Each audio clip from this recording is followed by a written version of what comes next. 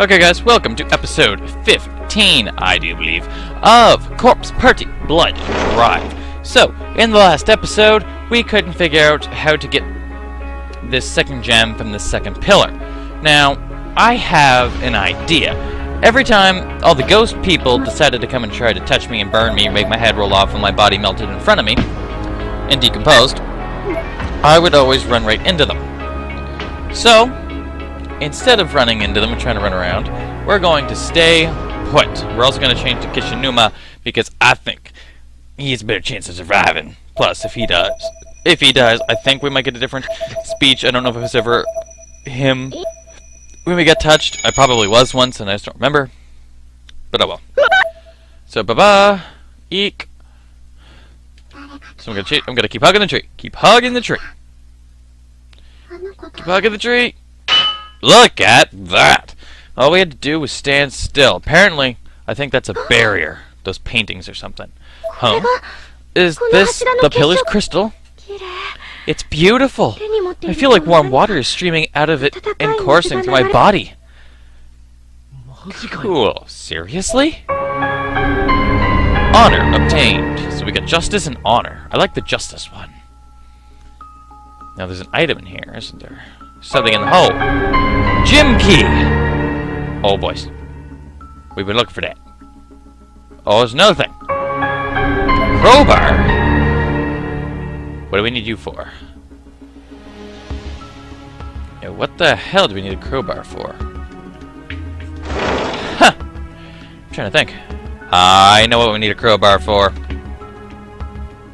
Now I do. Because we got the pool key.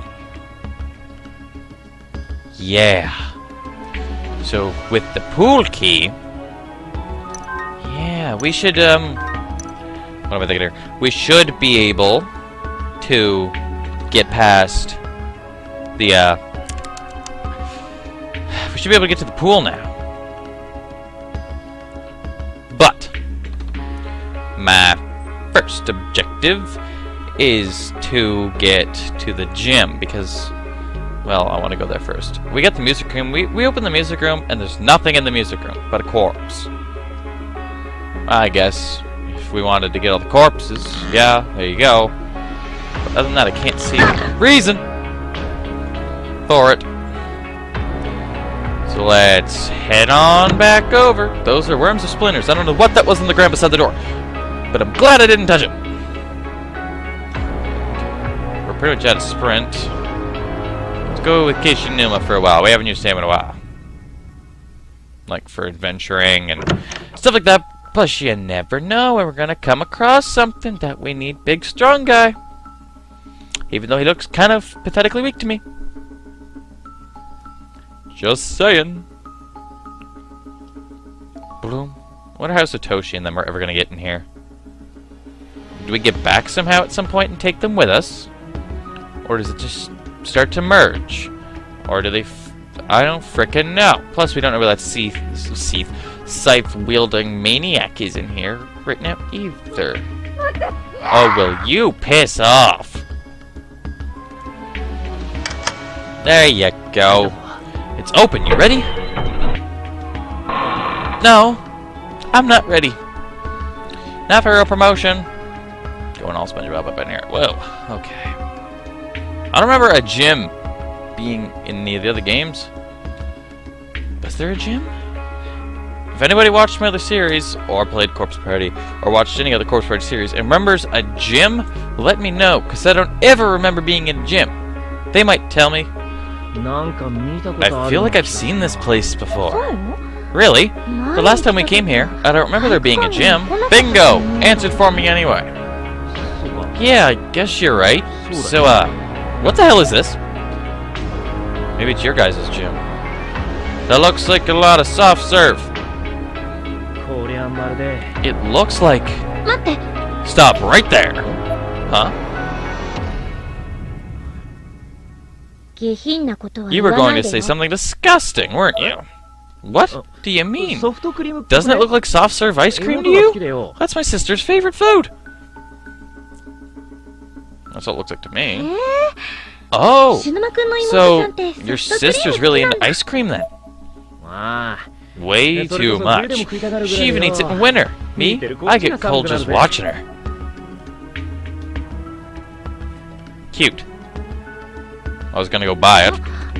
Kishinuma, look, up there! Let me guess. Okay, it's gonna be the, you got the glowing gem. That has to be where the crystal is. I'll see if I can climb it. Huh? Climb it? Come on, you've gotta be kidding me. Throw me up. What, you don't think I can? I may not look it, but I was an expert tree climber when I was a kid, you know. And the pillar's really solid, see? So this will be a piece of cake. Still, though. Fine. I can give you a boost on my shoulders if you want. Make it easier to get started. Me? On your shoulders? I wasn't sure I liked this idea, and my expression made those misgivings blatantly clear to Kishinuma. What's with the face? It'll just be stepping up on my shoulders so you can reach the ledge. Nothing to it, right? Alright. Look, there is definitely some tension between these two, in a romantical sense. You good? Yeah, let's do this. Okay.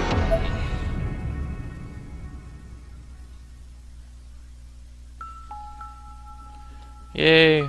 Climb the swirling ice cream. Woo! Now I'm gonna walk, because I don't want to run a sprint, because I'm probably gonna need to sprint down this like a cheetah. Okay. Here goes. Got it! I got the crystal! Yes. Alright, come on down. Okay. Kishinuma looked up at me, but quickly diverted his eyes when he realized he could easily see up my skirt. Still, nothing from Aiko or Mizuto, huh? I let out a loud shriek, grabbing Kishinuma's attention. Not that it mattered, given our relative positions. What happened?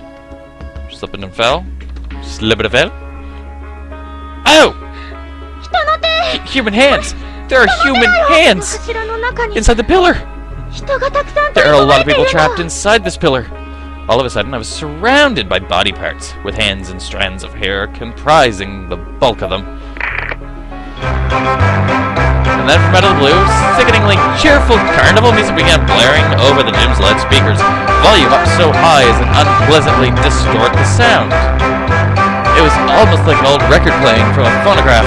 Coupled with the corpses now littering my path, the music was even more unsettling than it would have even been to begin with. What? I'm sinking! I was quickly losing my footing as the formerly solid pillar began to break down into porous, almost sand-like substance. This is loud, and it's probably overpowering my voice. Look, get down! Hurry!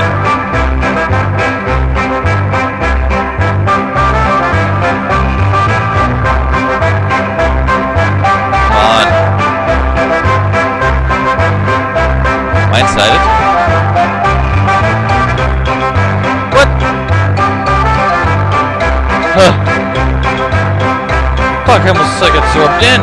Kishinuma grabbed on my arm and tried to pull me free from the object. But within the depths, there was a little girl with black eyes, and she was staring right at us. Sachi! The sight was unnerving, but he didn't flinch for long. He continued pulling, desperately trying to free me from becoming part of this pillar's makeup. Please don't tell me, Boop. Oh, we got her out. I was gonna say. I did the best I could. The hell was that? You okay? So Sachi was inside it? Yeah. Let's get out of here. Now!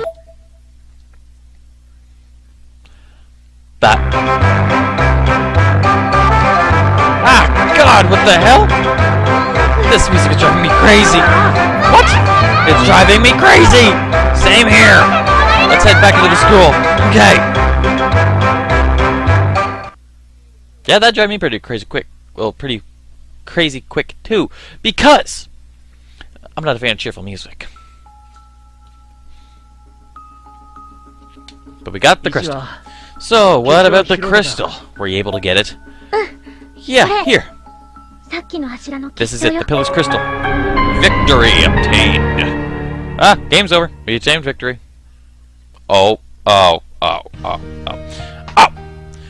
Kitazaki Academy, Class 2-9. Just prior to morning homeroom, I entered the classroom, school bag in hand, and beeline directly for Naomi. From the look on her face, she'd been waiting for me. Morning, Satoshi. Good morning, Naomi. How'd it go? With Shinazaki's, I mean. Not good. Naomi shook her head. I didn't go, but her parents said she hasn't been home since... Oh, I did go, but her parents said she hasn't been home since the day before yesterday. So what now? Something is definitely not right. Her voice quivered. No doubt memories of our time in Heavenly Host were resurfacing for her, just as they had been for me. And my news was no better, unfortunately. Same story with Yoshiki. According to his neighbor, there hasn't been a single sound coming from his apartment since yesterday, which means he probably never went home last night. God! I don't want to hear that! I'm sick and tired of this! I don't want to lose any more friends! Naomi had her face completely buried in her hands at this point. Damn it! I think you should know that Yoshiki was really worried about Shinazaki. He said she was in danger, and had to do with Heavenly Host, but the place shouldn't exist anymore. Yoshiki and Shinazaki, what the hell could you guys have possibly gotten yourselves into? In my worry, I did what I often do when trying to clear my mind and looked out the window, staring into the cloudy sky. And suddenly, there it was again. What is that? There was a solid black spherical object hovering the sky. You see it too, right, Naomi? Yeah. What is it? Okada, Nakashima, please refrain from looking outside during school hours. Morning homeroom was about to begin. Our homeroom teacher, Mr. Yamasaki, entered the classroom with his usual air of authority. Miss Niwa is out sick today, so third period English will be study hall. Come on, you two, get to your seats. What are you looking at out there anyway? Mr. Yamasaki, can't you see it too? That black thing? What is that? If even the teacher was startled by this, it must be juicy. Or so all the other students seemed to think, as they began to murmur noisily and get up to see for themselves. Whoa! What? What is that? God, that's creepy. It's a natural disaster. You think the big one's coming? Now, everybody, calm down. Panicking will do us no good. Mr. Yamasaki, I say we end class early. Don't be absurd. If there's an emergency, we'll get a call about it. And if that happens, school's dismissed, then you may go. Right now, the best thing to do is to return to your seats. And girls, please don't stand on the desks. The boys can see everything. Woo! Well. You pervs. Come on, seriously? Naomi and I looked one another in the eye. We were both thinking the same thing. Satoshi, I don't like this. Yeah, I've got a bad feeling about it myself. This chill in the air. It's exactly the same as in Heavenly Host. In your seats, that means you! Boom. After class ended, we took a trip to Palawinia Academy High School. We needed something to go on. Some kind of clue. Anything at all, really. So we just started asking around. Eventually, we encountered a girl who was carrying profusely about the same friends of hers who'd gone missing. Oh. Never mind. They all just disappeared and... Mio, right? Were you friends with Naho Sanoki and Aiko Niwa? Yeah. Sayaka and I were both really close with them. And they'd always tease us. I'm sorry. The entire time Mio spoke with us, she was trying to rub the tears from her eyes, and each time she attempted it, it made her ponytail twitch. What's going on anyway? Where did they all go? And what's that black thing? We'd pledged after our escape not to burden others unnecessarily with information about Heavenly Host, feeling that most people were simply better off not knowing. If you're looking for info about Naho and the others, there's something scary. Oh, then something scary must be going on, right? Well, I don't need any details. I know I wouldn't be any help even if you told me. But please, save them from whatever it is. She was actually grabbing my shirt now, and the tears were pouring from her eyes all over again. Wherever they are, they're probably in a lot of pain. Aiko Niwa, the girl we'd met at Makina Shinazaki's apartment. She'd seemed calm and confident, even a little full of herself, but somewhere, deep down, it felt there was a chink in her armor. And I think Naomi had filled it too. To be honest, even we're not sure exactly what's going on, but if we figure anything out, we'll make a point to come back and Miko rubbed her eyes again, her ponytail perking up once more, and looked up at us with big, wet saucers. Out of options, we elected to retry the Sachiko in the Ever After ritual. That was our method of ingress into Heavenly House last time, after all. With Proxy Doll in hand and my bag of supplies at the ready, the two of us yanked our arms back as hard as we could, splitting the paper in two so that we each had a piece. It's no use. It really isn't working anymore. Yeah. Looks like the curse of Heavenly Host has been cleared after all. Seems like it. With no Sachiko anymore, the whole school should have been totally destroyed. And I bought a mountain of water and calorie biscuits to bring with us. Okay. I patted my bag, as if demonstrating to Naomi how much was in it. It should have been fairly obvious, though, as the bag itself was practically bursting at the seams. Helicopters flew by overhead, no doubt in response to the mysterious black orb that appeared in our sky. We watched the flurry of activity above us as we glumly left Palomini Academy High School, no closer to any answers than we were before. Glancing over at Naomi, I saw the sour expression on her face and tried to imagine why she didn't want to go back home, and it wasn't hard to think of numerous reasons. Hey, Naomi, are you going to stay with Miss Niwa again tonight? Yeah. Okay. Well, would you like to stop by my house again first? My mom, and Yuka too, of course, seem to have really taken a liking to you. Are you sure you don't mind? Her expression instantly, measurably brightened. I don't mind at all. In fact, I'd appreciate it. Yuka could stand some cheering up herself. Thank you. Yay, slumber party, even though it's not just sleeping here, but oh well.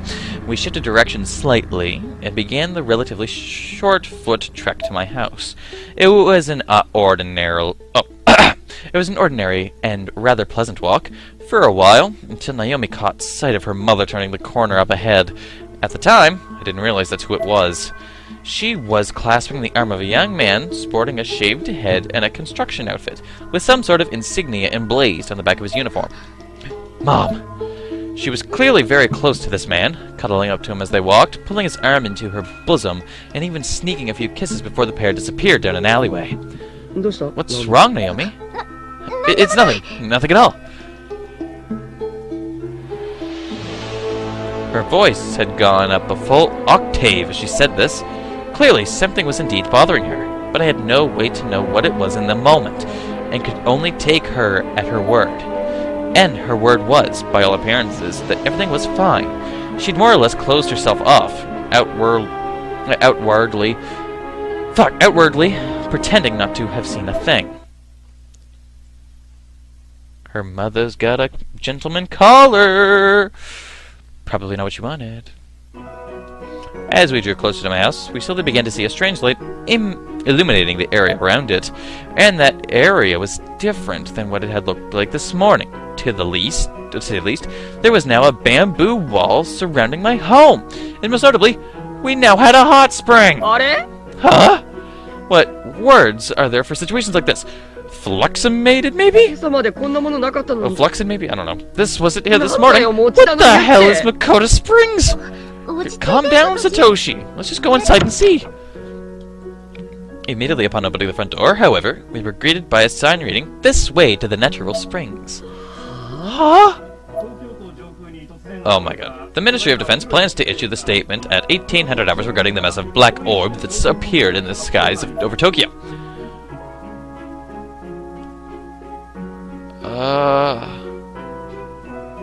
What?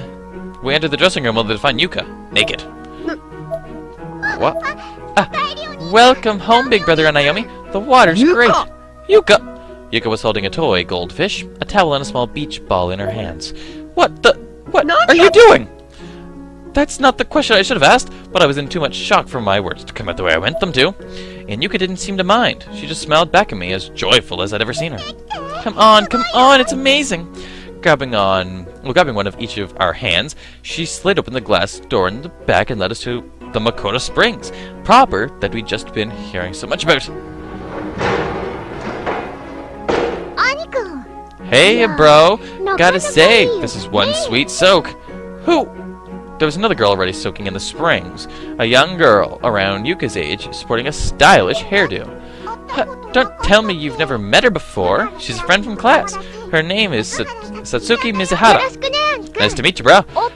Now, you be sure to close your eyes up high. Okay, keep your eyes up high, okay? Now that I expect you to be turned on by these raisins of mine.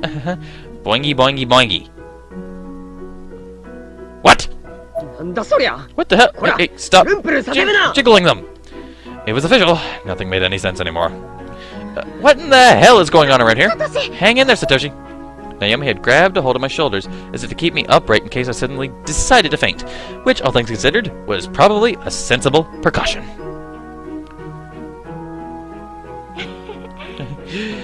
Isn't this wonderful? Miss Koun! It's good for your health. Plus, sulfur springs help ward off evil spirits, so it's win-win.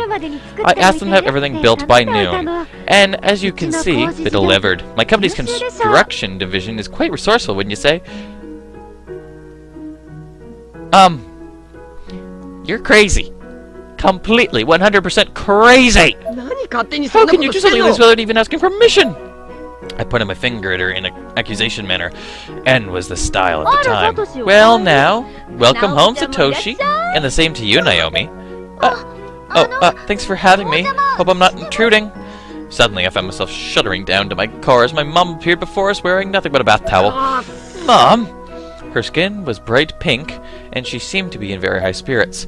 By the looks of things, she was in the hot spring herself until just moments before we arrived, when she inevitably stepped out into the kitchen to get a very large number of beverages. If you're going to go back into the house to get drinks, shouldn't you at least wipe yourself down first? You're sobbing wet. Yeah, sure. Anyway, everybody grab a drink. You're the best, Yuka Mom. Yuka and Sasuke were also in very high spirits. As was Miss Koun. Hey, what do you say we take a group photo? A commemoration of the establishment of Makoto Springs. Here, everybody line up. Yeah, just like that. Now say cheese. Cheese? Jesus? Cheese? What's happening in this game? What is happening in this game? What is happening in this game? Naomi and I were forced into the frame as well, like it or not. We were now a party to this madness. Yeah, I'm Mr. Satoshi. This would be me right now. I'd be Satoshi, just confused as all hell. Our eyes were basically pinpricks at this point. None of this seemed even remotely real, and neither Naomi nor I had any idea how to react to it. At freak. I took the drink my mom handed me, and without even checking what it was, I chugged down a few gulps. It was seriously than I thought, apparently. What the? What flavor is this? There was a white, thick liquid inside the milk bottle I was given. It had a faint tint to it when viewed under the right light. But, like the flavor, I couldn't quite identify it. This color, is this fruit-flavored milk? I turned the bottle to read the label. Apparently it was Niwa-flavored. Miss Koun, I can't thank you enough for building this lovely hot spring on our property. You're welcome here anytime you'd like. Here, it's a spare key to the house. Oh my, Miss Mashota, I don't know what to say. Mom, are you certain it's all right for me to have this? Of course, there wouldn't be a Makoto Springs if it weren't for you. After all, as far as I'm concerned, you've got a 1-year free pass. What is happening? Miss Koun, I would take her out back, and I'd be like, trying to get her to explain this to me. And if she didn't explain it to me... Out! That night, I found myself tossing and turning in my futon. I just couldn't get to sleep for the life of me. So, I tossed the covers aside and got up. Might as well go for a dip. This had been the craziest day I could recall in this world, anyway. After all the commotion had died down and our many guests had departed, Dad had come home and, predictably, was in the springs right away, with a care-off of his favorite's sake. I had a hard time justifying Miss Koun's arbitrary actions, not to mention my family's utter willingness to accept them, but in the end, I had to admit the hot spring was pretty nice. Oh, I'd admit it too, but the way it happened was just kind of crazy. The rest of my family was still asleep, so the house was dead silent. I took off my clothes in the dressing room and slid open the glass door, and there, sitting in the edge of the spring, completely uncovered, was Miss Koun. She looked really bony. My face instantly turned bright red. She was a fairly attractive woman after all, so being alone with her like this was kind of exciting. Though looking at her now, entirely exposed as... was revealed to me that this shapely woman wasn't quite as shapely as I'd assumed. Her body was abnormally, worryingly thin. She was the definition of gaunt, looking every bit the part of an infirmed elderly woman from the neck down, and I could have sworn I caught a slight glint from the corners of her eyes. She didn't seem to notice me, so I was half tempted to slide the door closed and pretend none of this ever happened. But no, I had to come clean. Miss Koun? Oh, Satoshi! Despite the fact that I was a much younger man, and her student no less, she made absolutely no effort to hide her nakedness. In fact, she actually seemed a little excited to be seen this way. Why are you in the bath at this hour? Sorry, did I wake you? No, that's not what I mean. Never mind. Where's Naomi? She's sleeping soundly at my home. I called her family again today, and her mother seems to have calmed down quite a bit. That's good to hear. I was legitimately relieved, but I was also having trouble concentrating on the conversation. It took every ounce of focus I had to avert my eyes from the things I knew I shouldn't be staring at. Could you cover yourself, Miss Koun? Oh dear! My apologies. She immediately got up from her spot and dunked herself in the water up to her neck. Due to its minerally content, there was very effective means, or at least partially obscuring her body. What about you? Aren't you cold just standing there like that? You should get in as well. Oh, I panicked at the realization that I too was completely naked right now. I covered myself with my hands and could feel the blood rushing to my face, turning me what I was quite certain must have been an incredible shade of red. Recovering as best as I could from that embarrassment, I stepped into the water, choosing my spot carefully so as to put some distance between myself and Miss Koun. Were you crying just now, Miss Koun? I just had this strange feeling that you were... If not, then I'm sorry to ask such a weird question. Actually, I was pondering, thinking about how nice it would be if time just stopped. Miss Koun, why are you doing all this? Building a hot spring in a student's house, hiring private bodyguards to do your bidding? None of it makes any sense. It's all just so weird. It's making it hard for me to sleep. Are you asking about those things specifically, or do you want to know more about who I am? Both would be nice, I thought. If you're asking about those things specifically, the answer is because I want to protect others. Protect others from what? And if you were asking about who I am, didn't I already go over that with you kids at the start of the year? I was previously but a humble civil servant for a certain large corporation, but then worked my way up to the CEO, and realized I could make my dream of becoming a teacher a reality. So she's a CEO then? Then I guess that explains how she's able to afford all this crazy stuff. Does your corporation produce that fruit milk I was drinking earlier too? The label said it was Niwa flavored, which I might add, it's kind of a... Yes, that's one of our products. I made it for kids like Yuka, who can't decide whether they want yogurt, plain milk, fruit milk, or coffee milk. Now, they don't have to decide. They can just enjoy every flavor at once. Okay. Now there's enough information to sate your curiosity. I can understand where Miss Koun's coming from, I guess, but her approach is just way too haphazard. Her ideas are well-intentioned, but go far beyond all notions of good sense. I scratched my head. What's wrong? Oh, nothing. I was just thinking about your curry. My curry. She seemed generally confused. I guess to her, the idea of feeding my pre-chewed curry was just another stroke of brilliance, maybe. Not at all something that might keep a poor high school boy like myself up at night. Actually, how old is Miss Koun anyway? I really wanted to know, but couldn't bring myself to ask something so rude of a lady, even if I'm sure she wouldn't have minded. The more I thought about it, though, the more intrigued I was by this enigma. I began shiftily turning my gaze toward her in short intervals, examining her body for clues. Her face had the texture of a human woman in her early 20s, but her body was another story. All of her skin was smooth and beautifully toned, as that of her face, but there was so little behind it, ribs fully exposed in every detail. Even down toward her abdomen, I could make out round indentions where her internal organs were practically jutting out. There was no muscle, no fat, just skin and bones, literally. Her proportions didn't match up with one another. She was like a contrast built out of spare parts. I felt almost as if this person was soaking before we weren't even entirely human. Miss Koun suddenly let out a mischievous giggle. Crap, did she catch me staring? What is it? I was just reminiscing about the first day as assistant teacher for your class. I'll never forget it for as long as I live. My memory there was obviously a lot different from hers. Koun Niwa wasn't even a part of it. The TA who showed up that day, in my mind, was and always would be Yui Shishido. I could still vividly remember her tripping on the step up the teacher's desk and tearing her skirt. She had to hold the rear of it together with a safety pin for the entire day. And even though we were now living in a different reality, a world without Miss Yoi, Shinahara, Suzumoto, or Moshigi, we had no memories of the alternative events from this existence, sorry. I love you. Whoa! Way to just come out and say it! Excuse me? I'm in love, Satoshi. My mind went completely blank. My eyes were swimming in my head, and I couldn't even see straight from the heat of the water. I had to have misunderstood her. With what? Miss Koun smiled widely, and her cheeks turned rosy red hue, but only for a split second. Then she was back looking wistful again. Pangs of undue guilt and dread began to well up inside me. I knew what the next word on my mouth was going to be. You?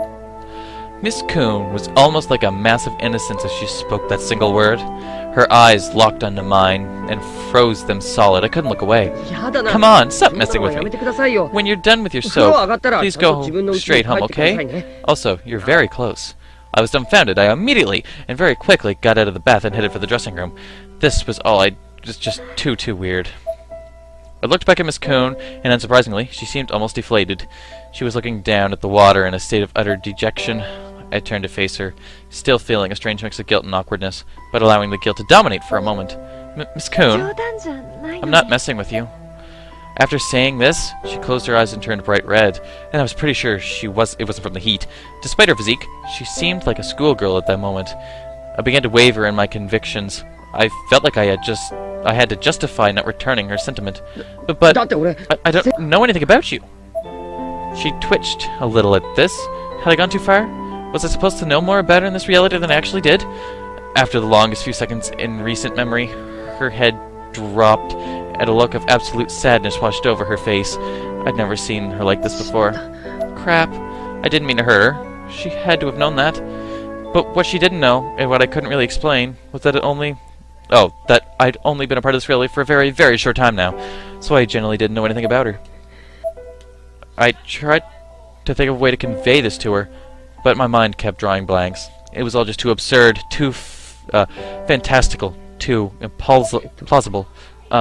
Miss Koun, No, it's alright. I'm sorry to have sprung that on you. She slowly turned her back to me. Part of me was relieved by her acceptance, I guess, but another party was still absolutely riddled with guilt. There was a moment of silence, and then Miss Koun's white waterproof wristwatch broke it with a sudden loud beep. All the sadness in her expression gave way to surprise as the numbers on the watches displayed, which I realized hadn't changed this whole time, began counting down. I felt almost as if I'd been saved by the bell, so to speak, and forced a small laugh, hoping that this interruption might help move the topic away from me. Miss Koun, what kind of watch is that? Is it measuring something? She smiled. It's part of my research. The timer had stopped, but it's on the move again now. A timer. Oh, this is research for your company. It is. There was something about the smile of hers that was strangely haunting. It would come to leave a lasting impression on me. Well, I think it's about time I head home. I took the day off today, but rest assured, I'll be back to school tomorrow. See you then. Miss Koun, I just wanted to say thanks to you. Naomi and Yuka seem a lot happier now. I'm so glad. I think the same can be said for me, Yoshiki and Shinozaki. So thank you. Thank you for healing my friend's wounds in this strange new world, is what I was trying to convey. And somewhere, deep down, I think the sentiment got through. I'm pleased to hear you say that, and I want to thank you as well, Satoshi. With that, she slowly and meticulously waded her way to the edge of the spring. Whoopsie daisy. At which point she stepped into the water directly in front of me. You really need to cover yourself, please. Oh, I'm sorry. If I was him, I wouldn't care that much. Just saying. I'd be like, okay, I'm okay with this. Because, you know, who wouldn't be okay with that? Honestly. Just gonna say, you know. Anyway. I know where I got to go. But I'm not going to go there. I'm just going to go to the save point. So I'm going to end the video here, and in the next... I'm not going to do anything new. I'm just going to go right for the save point. You guys just aren't going to see that. So I hope you guys enjoyed this episode.